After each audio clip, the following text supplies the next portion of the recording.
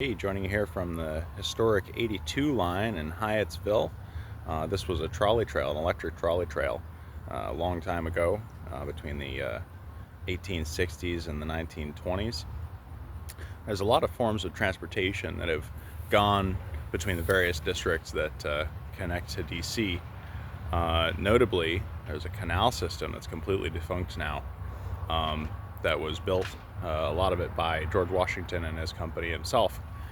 Now, the different modes of transportation were very heavily affected by the War of 1812, and this is because when the British burned down a whole bunch of the capital, we kind of had two directions that we could go with it. One was to make it very, very difficult for anybody to get in, and the other one was to make it very interconnected with all the other states of the Union, so that we would have some kind of unification against any kind of incoming threats. And that's actually more the direction that we went in. A kind of real reciprocity was the idea, and we invested heavily into all forms of infrastructure to interconnect the different states of the Union.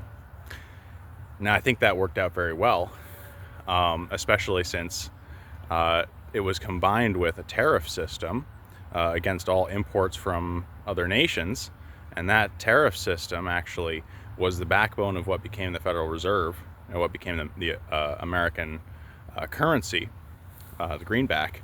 Eventually, was that those tariffs were what constituted the initial funding that went into building a single U.S. currency in the first place.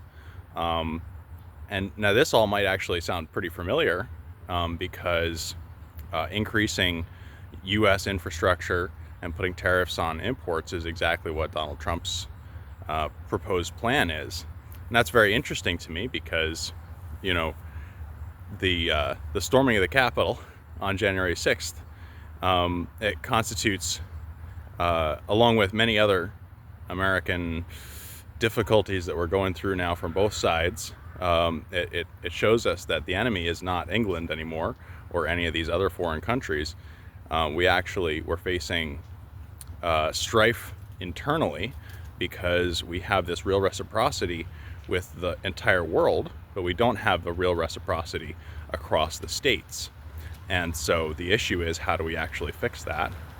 And at least one idea of how you can fix it is to increase the reciprocity locally inside the United States and put tariffs to make sure that you don't